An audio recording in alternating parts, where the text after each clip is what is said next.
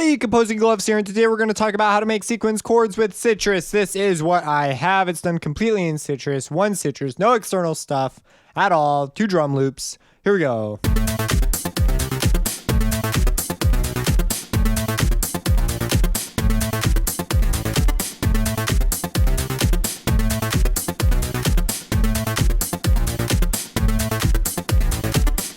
So as you can see, it's a pretty cool sound. I've got a delay going on. There's a whole bunch of jazz going on. There's this envelope. I experimented with weird wave shapes. I've done weird stuff with the unison, weird stuff with the EQ, weird, just all sorts of weird stuff. So instead of explaining the patch, we're just going to make something. And it's really nifty, really simple to make inside Sytrus. I've learned a few new things about the sequencer engine that I wish I had known earlier, because it's definitely changed my opinion about it. So here we go. It is Sytrus. Okay, so let's make a cool thing. So the chord progression app, I used to play this when I was brand new at piano all the time. Well, not this particular one. I start on C. This is the one I'd play on the piano all the time. I'd do this. I start out on C, and then if I wanted to get sad, if I was like, I want to write something that's kind of sad, I'd do a major chord, then I'd go down, then I'd go down one more. And you could go back, or you could try and resolve it to A. You could keep going. You could do all sorts of cool stuff from there. But I used to just see patterns like this when I was brand new. I didn't know like any music theory or anything. So it's kind of reminiscent of my early days. And if we come over here to I'm still learning piano today, but I'm not like an expert at piano, but it's definitely brand new. So sequence chord, there are 2 ways to kind of do it. I'm still an advocate for doing this. I'm an advocate for both ways, but now I kind of see the light on why you do something a certain way. So you could first, if you open up the plugin, go to the wrapper, you have a volume knob that's specifically here to be automated instead of automating all your other stuff that's supposed to be used for mixing. And you could make a cool chord progression like this. And I do this all the time. So some people don't like to do it this way, but I think it's a very versatile way to work, because then you have extraordinary control over how crap sounds. And you could just, like, let's say that's that. You could take this and maybe just one more up and down. You could take it, you could clone it, and you could clone them a whole bunch, and you could change them. It changes all of them. And if you want it to be unique, you could just click make unique. And now these changes will remain separate. And I like that, because then you do this. So I like that, and you can do that for every parameter, like super great. But however, this time we're going to do it all within Sytrus. So we're going to go back to Sytrus, and I'm going to make this a saw wave. First, let's make some sort of a sound that would be kind of nice to ARP. We're going to turn up the unison, and turn up the sub level, turn up the sub, and what is this? This is the phase. I'm fine with the phase being varied. The pitch, gonna keep that, the pitch variation, the volume, leave the rest of the stuff alone. Envelope variation, leave that alone. So, okay, so we have this. Now we're gonna come over and turn on our envelope. We're gonna go down to create a sequence. Now, before you click it, it has to be playing, otherwise it won't play for you your thing. So I'm going to copy this and delete it and turn it down. That way I could talk over it while I'm working. It's one of those things that's kind of annoying, and I'm not totally sure how to avoid it. But you see, now when I push the spacebar, it doesn't want to work. So we're going to turn it on, and then I'm going to create a sequence. So, and I don't want these on either. Okay. So, oh gosh, dang it. See, this whole thing could be, this is one downside. It's kind of a chore to do. But now it's ARPing it. Now, if you hit these bottom ones, they'll become the chord, or you could choose it to become an ARP of some kind. I'm fine with that. And we could control the decay, the sustain,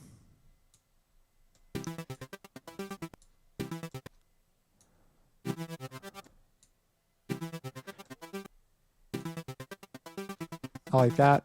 Change the decay slope.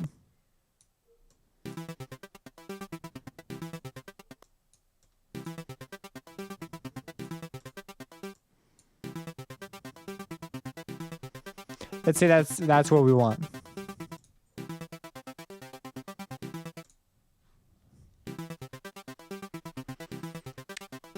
So we click accept, and now that's there. Now from here, we can turn it back up. Now to make it sort of really settle with us, and I have the tempo and global engaged. Those are both covered in the envelope section on the Sytrus from the ground up, not Harmor. Turn on the effects. I'm going to leave the chorus where it's at. I kind of want it. I'm also going to turn on the reverb.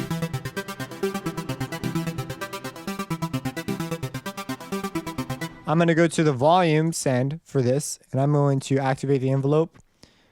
Oh, you know what? Let me come back in here before I and put these chords back. Okay. Here are a few more chords. Okay. Now what's going to happen is I'm going to turn on the delay. Turn it on. I'm just going to turn it on. Sounds pretty cool. That's all I wanted. Whoops, didn't want to do that. Turn tempo back on. Tempo keeps it tempo synced. Very important knob. Next, I'm going to leave the diffusion. This is room size. Leave the room size up. Leave the low cuts alone. Pre-delay, leave that alone. Put a little bit of pre-delay on it. It'll add to the space. And now I'm going to turn on 2. I'm going to also send it through there. I'm going to make it a triangle wave. I'm going to turn it on, and I'm going to add I'm going to paste state. And so it's adding, this is what it's adding. Adds a nice kind of feel to it, a little bit of warmth. Then I'm going to come over to the effects. I'm going to go to the volume envelope that I never finished, and I'm going to add the same thing. So I'm going to paste state from my previous one. Oh, I never copied this one. Normally you'd go to copy state. So I'm going to do that and undo what I just did, even though it's kind of cool. So you could create unique sequences for these, or you just paste the most recent one.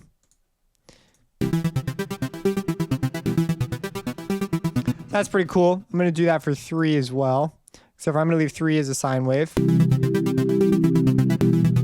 That might be something cool you'd want to do instead, but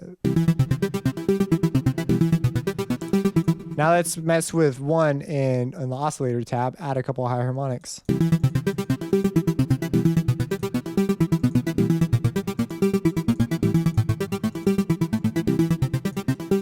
Mess with the phase.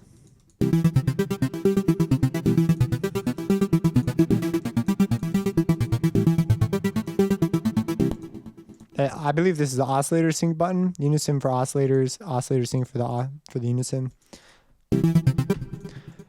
I don't remember everything that I read. Sometimes I come across a knob that I'm like, I used to know what this did.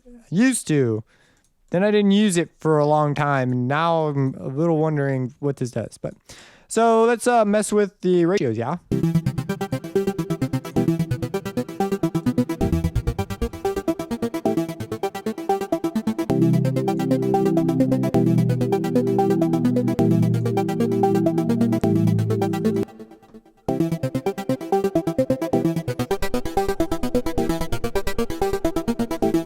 What would be cool now is if we hook these up individually to mod X and Y. So 1, we're going to leave it right where it's at, but we are going to send 1 to filter 1. We're going to turn the dry out off and the effect out off. And we're going to instead use 1. I'm doing this so that I can get at 1 specifically. We're going to use a high pass because high passes sound cool.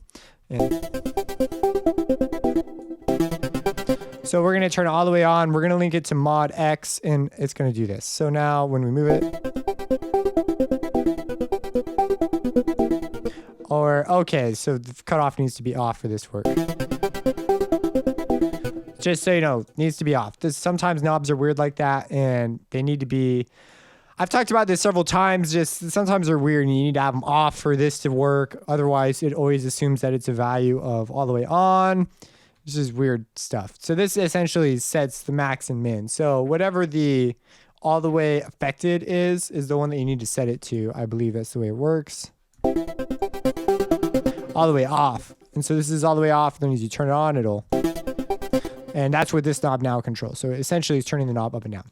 So, okay, now that's all I wanted to do with that. So now we can get it 1 specifically. Let's go to 2.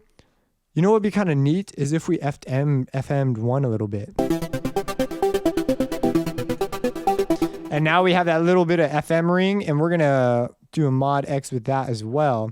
And we'll turn it off. So when it's down,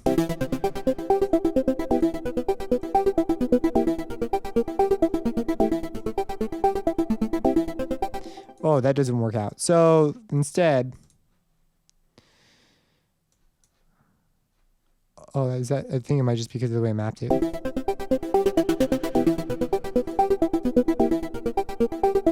Nope, it just doesn't work out. I'm just not going to mess with this right now. Instead, I'm going to have 2. Link 2 up there. So we're getting that FM in there a little bit.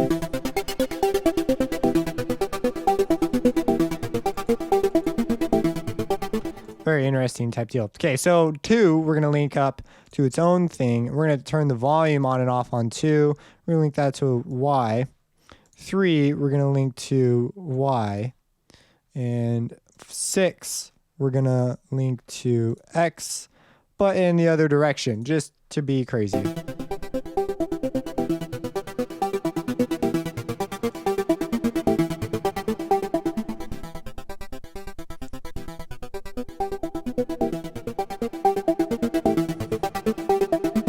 So that's pretty cool. You can now add layers to this, do all sorts of interesting things, but that's an easy way to create a sequenced chord. So you come in here, I messed with additional things.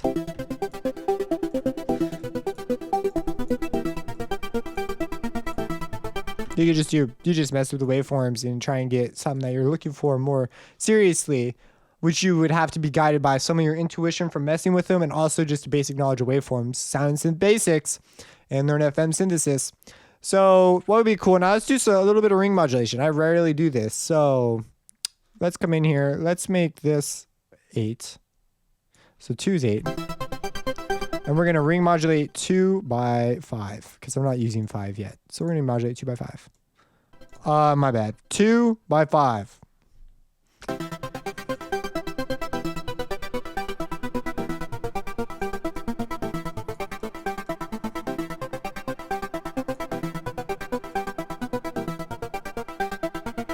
So ring modulation, of course, it's going to spread our frequencies out because of the sum and difference rule. So we go for tight packs or we go for very far apart.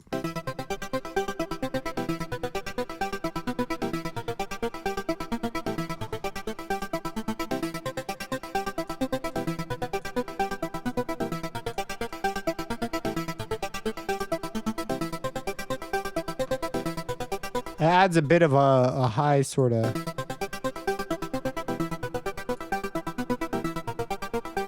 It's a very tiny thing.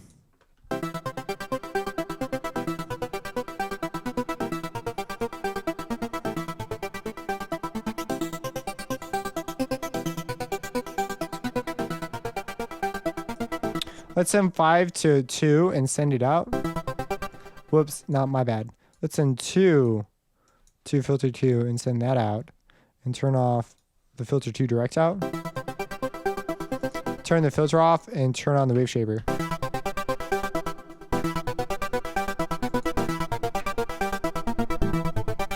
Now it makes a bigger difference, which is kind of what I want. So do that, and then on filter 2, we'll turn the wave shaper mix, and we'll link that to X.